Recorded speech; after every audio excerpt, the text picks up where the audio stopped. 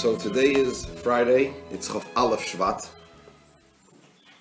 Erev Chof Beis Shvat. Tavshin Ayin Gimel. We are in Teres Menachem Sefer HaMamorim Tavshin Yud Aleph Tavshin Yud Beis. In the Mamar Vayomer Yehonoson Mochor Chodesh of Shabbos Pashas Achrei. Mevorchem HaChodesh Oder. Mevorchem HaChodesh and Erev Chodesh Shiur Tavshin Yud Aleph. And we are on page Ayin. We are in the process of explaining, of learning about iskafia and two levels in mishapcha, bending and two levels in transformation. In order to explain the concept of Mashiach introducing the inyan of tshuva, the concept of tshuva, the idea of tshuva, also in tzaddikim, and such tzaddikim who have totally transformed their being. So the Rebbe explained that in iskafia, he explained what iskafia is. That iskafia is the way one affects iskafia is through engagement with the ra, with the opposite of tev, right? Vayovik ishimei, wrestling.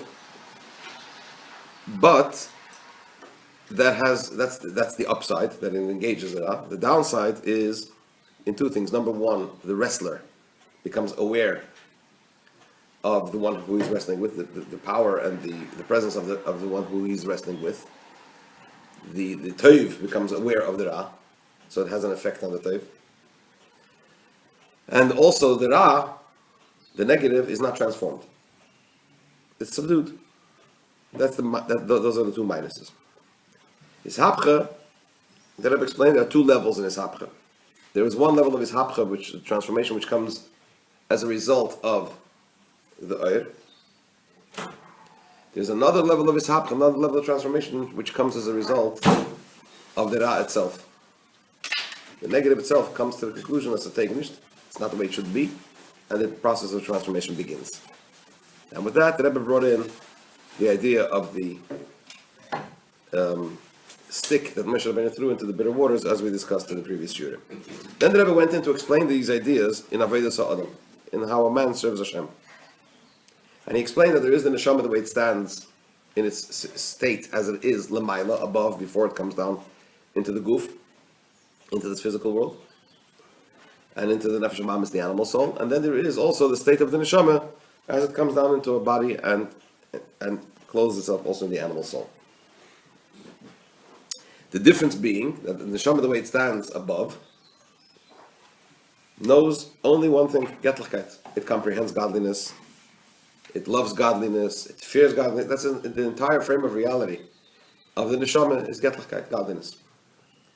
When it comes down into, it knows about nothing else at all. When it comes down into the guf, into the body, into the nefesh habahamis, it becomes aware that there is something else. So in other words, when the neshama comes down and clothes itself in the body and in the animal soul, there is a concealment on the neshama, on the soul. And the concealment is in two aspects, the Rebbe said. Number one, that the body conceals on the neshama. And the other point is, the second point is, that the body itself is concealment. So the Rebbe explained this based on the two aspects that there is to darkness. Darkness is the absence of light. And darkness is also an entity in its own right, without light. Because as the Torah says, darkness is a creation, as we discussed yesterday. Right? And also when we talk about the body and the soul, we know that the body of the person was created separate from the soul of the person. The Eibishter created the body of the person. And then he blew into his nostrils a neshama of life. So the body existed before. So that's where we are. So let's start actually from the bottom of page Samach Tes.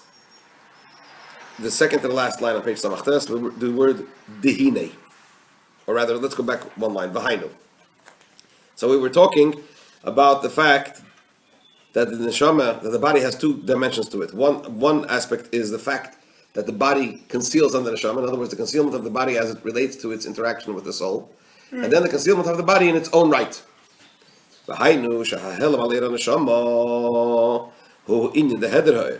the concealment of the body as it conceals on the light of the soul as it's related to the concealment of the soul. That's the concept of the absence of light. The helam haguf atzmai, then there is the concealment of the body itself. This is the idea that the darkness is a creation in its own right, is a created entity in its own right.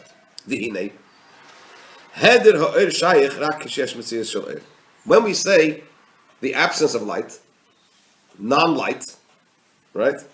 That you can only make a statement like that. You can only say that. That's only possible when there is the existence of light. So when we talk about darkness in that context, and then the darkness affects the light in a way that it causes the absence of light, or it causes a weakening or a concealment of the light. That's when we talk about Eir as it's linked, Cheshach as it's linked to Eir. Cheshach, darkness being the absence of light. So it works both ways. When there's light, it pushes away the darkness, and when the darkness comes, it pushes away the light. When we then move on, from this we understand, from this we understand that when we talk about the concealment of the body itself, we can't say that the body is only the idea of the absence of light, the absence of the soul. Why? We know clearly that the body was created before the soul. It's not that they were created simultaneously.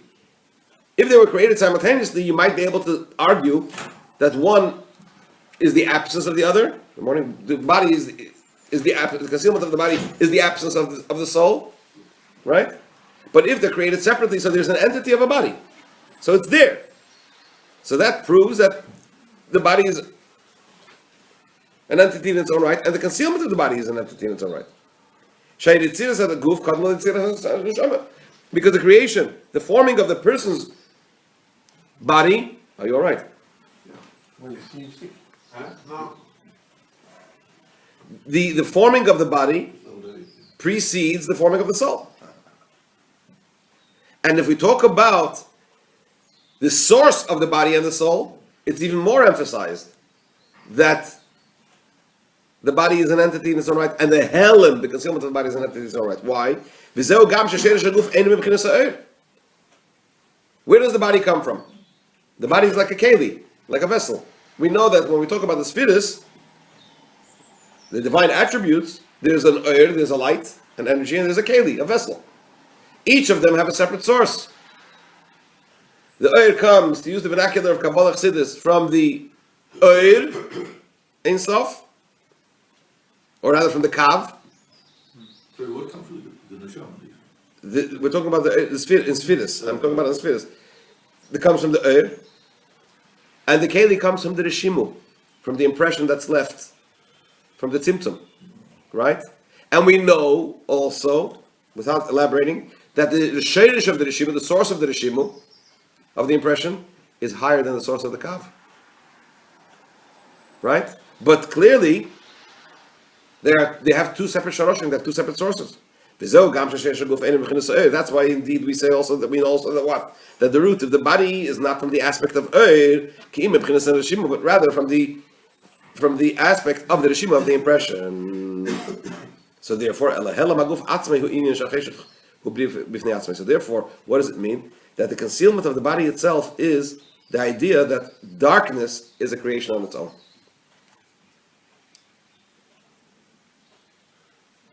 I'm just puzzled about the tzimtzum being the remnant of... The statement in Kabbalah is that when God decided to create the world,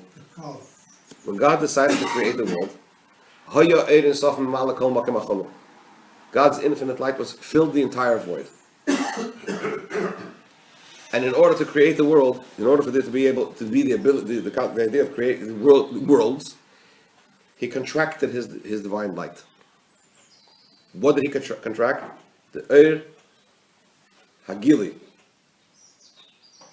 What remained? V'nisha Reshimu. In this void, an impression was left. What did he contract, and what was left? The Eir Ein Sof that he contracted is the power to reveal. Let's call it Eir HaBligvul. The power to reveal Eir. What he left was the power to conceal. That's the Rishima, the impression. But how can the Rishima come from a high level? This is a very, very long sugya. I mean, it's not. It's a very long sugya, and even if I'll start, I'm not going to do justice to it. And quite frankly, I'm not completely prepared because it's vast. But one nakuda I will say to you is this: you could see immediately that when we look at Kav and Rishimu, that Rishimu in its state of being left, v'nishar Rishimu. It's not that he removed everything. What did he do? He removed the Ein Sof and Kav, right? Then he drew down a Kav, a line of light through the Tzimtzum and also through the Rishimu, right? So, what happened? He removed the Eir and he left the Rishimu. So Rishimu is there still from when? From before the Tzimtzum. The Rishimu had no Tzimtzum. There was no Tzimtzum in the Rishimu. He didn't remove it. So the color of light that you're talking about is a different color from the orange soft that pulled the Different in the sense that it is a Ein Sof which is now being revealed and coming down into a new reality. There's a Tzimtzum.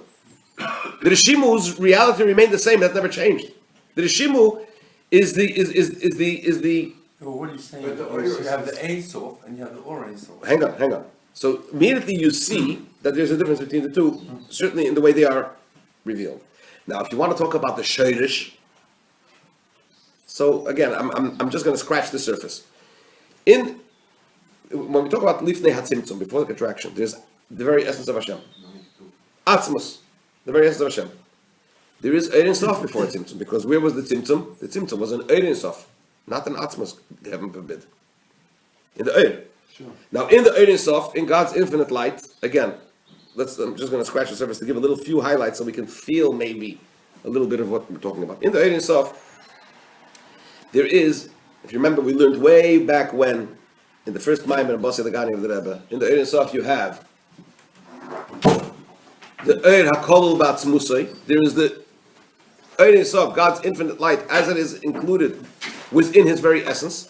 And it's completely non-discernible. You can't discern between him and his light. But you must say that it's there because it's coming from there. We know that ultimately the Eir is revealed, becomes revealed. So it comes from someplace. So there is Eir, Hakol Batzmusay. That's included in itself. Then there is the Gilei Eir, as it comes out of Atzmusay. But where? All before the Tzimtzum.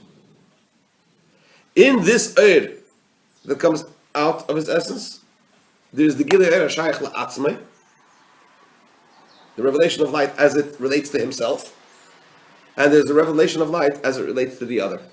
These are two very fine line between the two, but these are two components. That's what it says Chassidus in Kabbalah. So there's Eir HaKol Batzmusay, then there's the Gilei Eir Shayach La'atzmai, and Gilei Eir Shayach La'azulas. Similarly, in the Rishimu, correspondingly in the Rishimu, you have the same three types of ideas. What's the idea of it? What is Rishimu? Rishimu is God's ability to conceal, to withhold. Sheirish HaKelim, right? So the Eir himself is the Sheirish of Eiris. The Rishimu is the Sheirish of Kelim. In the Rishimu, you also have these three dimensions. You have the Rishimu as it is within him, his essence, not discernible at all. Then you have the Rishimu Hakloli, or I'm using the wrong terms. There's the Koyach, the ability to limit as it is within himself. Then there's in the ability to limit as it becomes revealed, there's the ability to limit in a general way, the ability to limit in a particular way. In more fleshed out words, there's the Alois Harotz Nakloli Kisha Allah B'Tzayri Livra Elmas. God had a desire to create the world. So first it was a general will, without details. That's the aspect of the Koyach, the power to limit, Hashayach La'atzmei, so to speak. And then there is the power to limit, as it already relates to the world, where in his desire he's already fleshing out all the various aspects of creation. These are three corresponding koyches in three corresponding aspects in the ability, in the power to limit, as they correspond to the three aspects in Ein Sof. Eir HaKol Batzmusay, as it is with himself, and then the Gili Ha'er HaShayach L'Atmei as it relates to himself, and the Gili HaShayach L'Azulas as it relates to the other. Hang on a second. Where is the Rishimu rooted? Of course, everything is ultimately rooted in Atzmos, the very essence of Hashem. But the very essence of Hashem, Atzmos Ein Sof, is not revealable in the sense as we know it. When we talk about Yoshes Cheshach Sisrei, when Hashem's essence is revealed. So if we're talking about Oir, Gili Oir, that's a tzimtzum, that's a descent. He's concealing more than he's revealing. So therefore, necessarily, it follows that the power to limit, to withhold, to conceal, what is that? That is, in a certain sense, the ultimate expression of the very essence of Hashem, in a manifest way. That's why, in fact, when it came to the tzimtzum, the Rishimu was left. It didn't need to be removed. And ultimately, where does the very essence of Hashem express itself? In the Yesh HaNivra, in the very lowest. Why? Because ultimately, the idea of concealment, given the right context and given the right type of concealment, right, expresses the very essence of Hashem more than the revelation of Hashem, so to speak. Once you start breaking it down into spheres, this is, again, I'm scratching the surface because it's related to so many different sugyas. It's related to Yecheles, Aleis Haratzon. I mean, we have to cover Samach Vav and Ayin Beis in order to get this right. But the point is, the Shimu is rooted higher than the Ein Sof. The Koyach Hagvul, the Koyach to limit, the Koyach, the inyan of Helem, is higher than what? Than the Koyach of Gili. Right? So therefore, he says over here, so the body, the shayrish of the body is not from the Eir. The shayrish of the body, the root of the body is from the Rishimu. Right? That's why, of course, Kalim are ultimately higher than Eir. The whole of the physical world is really. It's all the same, the same Nakuda. That's why where is the ultimate Kavanah of Hashem? Where is it? The ultimate purpose of creation is where it's not Atzilus. Atzilus is Gilui. This is the meaning of the phrase that the Alter Rebbe says in Tanya, and that we learned also in Basi Legani. I efshar leimar, that the Tachlis HaKavana of Brias HaElam is Bishvil is the higher elements. We cannot say that the ultimate purpose of creation is in the higher realms. Hoyil v'lahem yirida me'er panav yisbarech, because they are a descent me'er panav yisbarech from God's light.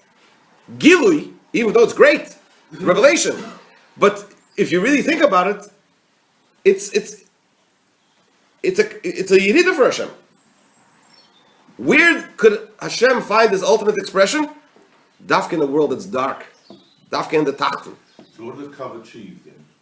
If you talk about the Rishima being on such a high level, and it's like a memory of what was there in the original, so what did the Kav actually achieve?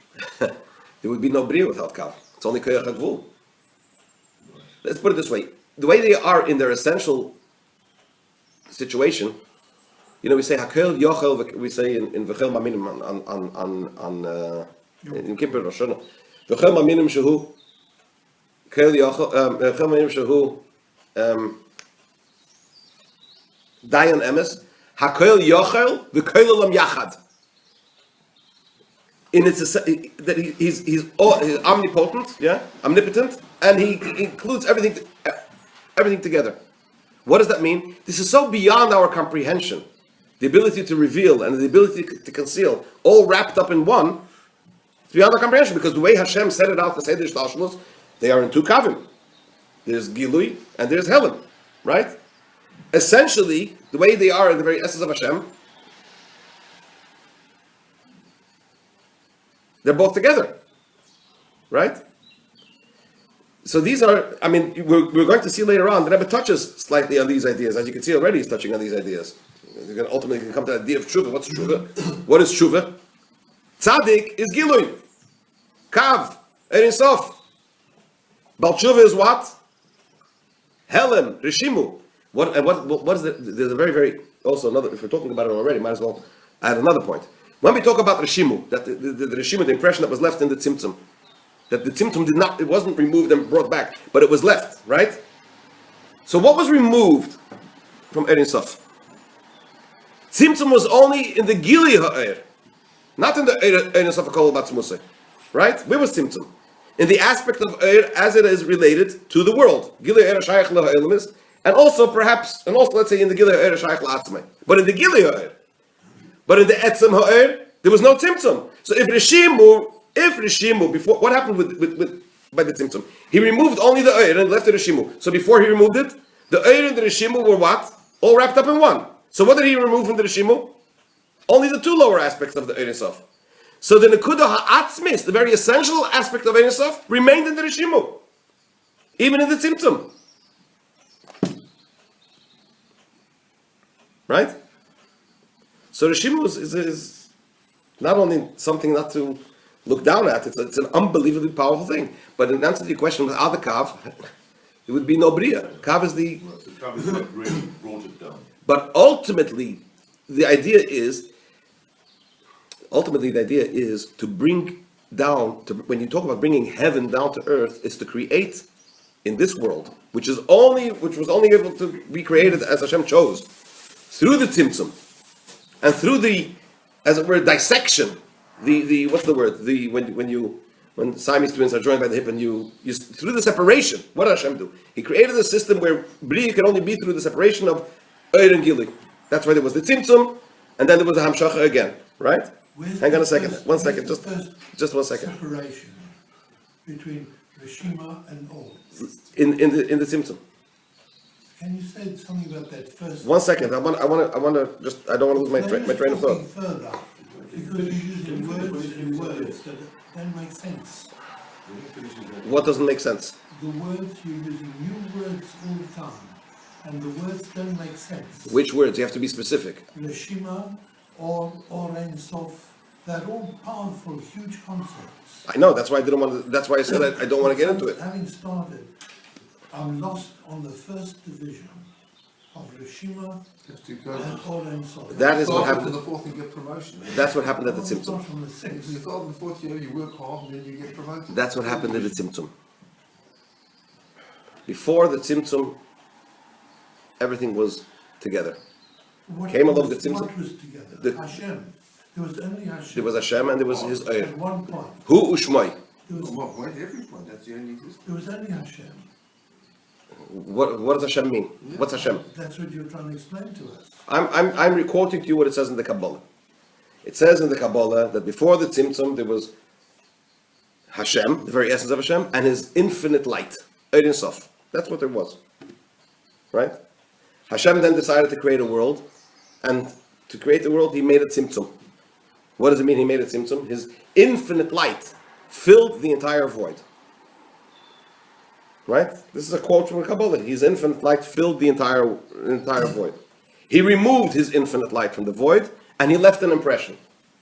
Yonah, where are you talking? Are you talking at Atzilus level, above No, right, way back when. On the right to the top. All the way in the beginning. All the way in the beginning. Right? Can I just ask you a question? I'm trying to address Eddie's confusion.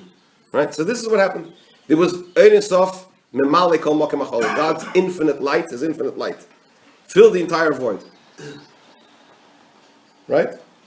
So He removed His infinite light. What does it mean He removed His infinite light? So I'm again, without going into to elaborate, in God's infinite light there are three aspects. There's God's infinite light as it is so part of Him that you can't separate Him from His light. Then there is that infinite light as it is revealed before the Tzimtzum. In other words, where there is some notional identity of Him and His light. In that infinite light that's notionally identifiable, you have two aspects. There is that identity as it relates to Him, the revelation of His as it relates to Him, and then there is the revelation as it relates to the worlds. Just take it as said. That's the way it is. Where was the Tzimtzum? In which aspect of all these things? It wasn't in His essence. God is everywhere. It wasn't in the Ein Sof as it is Kol Batzmusay, so connected to Him that it's not discernible. It was in the Ein Sof, which is mildly identifiable. That's the Ein Sof that He removed. What did He leave? What remained in this notional void? A reshima, an impression. What does that mean? What was it left? Because in God's infinite light, there are another two aspects. There is the power to reveal and there's the power to conceal. So he left the power to conceal. That's what the Kabbalah says. Now, what's a keli, and the source of the keli, which is the Rishimu? It's godliness, but it's a godly power to withhold, a godly power to conceal. That godly power to conceal is a manifestation, is a revelation, if you will, of God's very essence. Because God's very essence is not revealable. So what's the closest thing to that we could have in an identifiable state? The power to conceal. God's power to conceal. And that is the source of Kalim. That is the source of the Guf. And that is why the lowest realms is ultimately the place where the ultimate purpose of God's intended creation plays itself out. And that's why tshuva is so important as well. Because again, relative to a tzaddik, about tshuva is the lower. This is more or less the structure. If you want to know more about it, we have to sit down and start learning Samach Vov, and sit down and start learning Ayin Beis, and then we can flesh it out, But Better do that because we keep coming across this. So after that, Before. Make Okay. a deviation. so the bottom line is, so what's the point that I was making here? The point that I was making here is that the Helim Haguf, the concealment of the body, is the idea that darkness itself is a creation. What does it mean darkness itself is a creation? Where is darkness rooted? In the Rishimu, in the impression, in the power to withhold, in the power to conceal. This is the point that I've been making.